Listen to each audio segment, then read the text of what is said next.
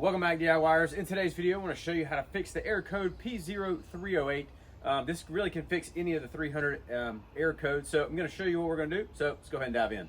So just the other day, what was happening here is I felt like my truck wasn't getting power. It kind of was dragging a little bit. It was stuttering and hesitating and just was making a lot of noise as well, kind of rumbling. All those things kind of combined. I just realized something was wrong, so I brought it back to the house to check it out and figure out what we were going to do next. So I went and grabbed my little diagnostic tool and put it on here. I'll show you the one that I used here. This is the one that I used. It works pretty well. I'll have a link for this one down below. I also have some other ones as well that I recommend. Just some cheaper ones work really well. That way you can save you guys some money. You don't have to take it somewhere, or maybe if you are worried about it, you can check it at your house instead of running over to O'Reilly's or Advanced, or even before you take it to a mechanic. You can always check the diagnostics and see what the error codes might be, and sometimes it is fixable. And so today I'm going to show you guys how we're going to fix the error code. I got, again, was P0308 here on my scanner, and I'm going to show you guys how we're going to actually go ahead and try to fix that, and hopefully we can get it back running. So guys, what it indicated on my error code message was that there's a misfire here in my engine. And what that is showing, again, is one of the pistons is just not hitting correctly. So there's a couple different things that it could be. So I'm going to show you guys a couple of those fixes. So hopefully you're able to do it on your vehicle. If you have a truck just like mine, I'm going to show you exactly what I did. But if it's something else in your engine, you can check that as well. One of the things you need to know is your numbers. So again, I have a V8. And so mine start on the other side. So it's number 1, 2, 3, 4, 5, 6, 7, 8. So because it's error code 308, I know there's actually this back one right here. So what we're going to do is take out this engine coil right here. I'm going to show you guys how we're going to fix that and change that and see if that could be the bigger issue. All right, so I got you in close right here. In case I block it, it is this one right here we're trying to fix. You're just going to pop this little piece off right here. So it's just clipped in there. You just had to press this clip. My truck's pretty old, has 337,000 miles on it, so some of these have not ever been changed, so those are pretty tight. So again, just get that clip in there. Then all you have to do is unscrew this little bolt right there. So we're going to do that.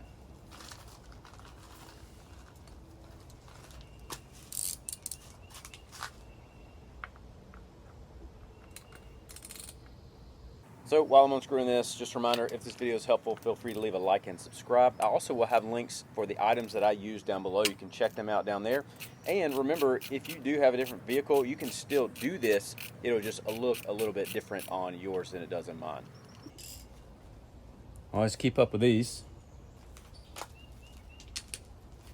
Just gonna pull this coil out.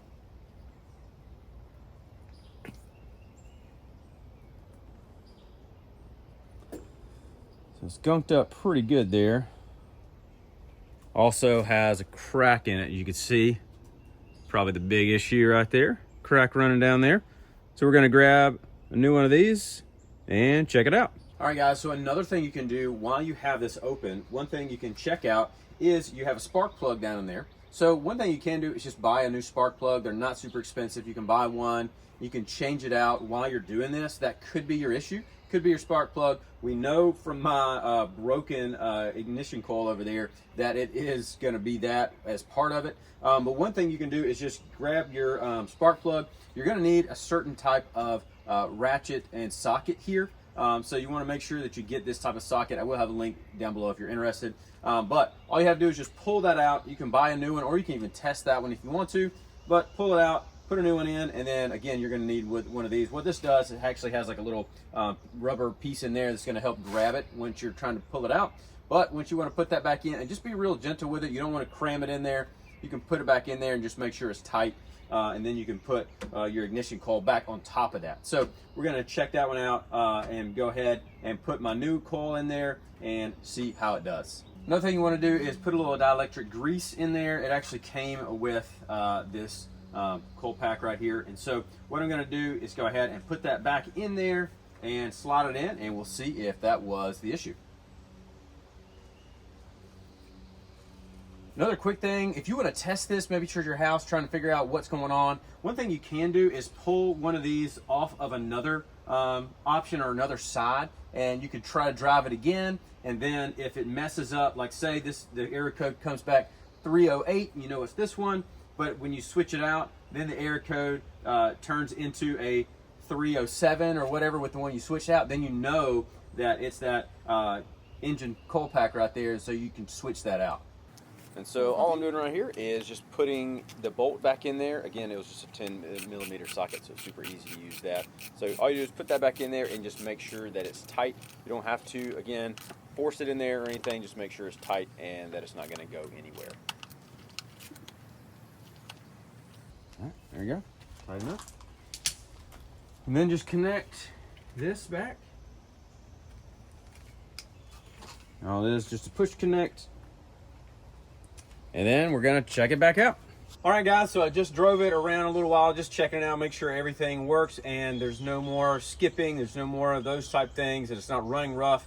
Runs great. Again, it must have been this coil right here, and so super easy fix. You can do this yourself, save you guys a lot of money, and you can just order one again offline, off Amazon, or go grab one from Advance or Napa or whatever. There's so many different ways you can grab one of these, but what I would do is recommend just kind of searching, figure out which one you need, go and grab that one, figure out again which option you have. You can look online for that to figure out your engine and what number it is, and then you can do this yourself. Super easy to do. So overall, I think it's a great option, really easy. Like I said, I will have links for all the items down below. You can check them out down there. And if this video is helpful, feel free to leave a like and subscribe. I also have other fixing videos right there. You can check them out, and I'll see you in the next one.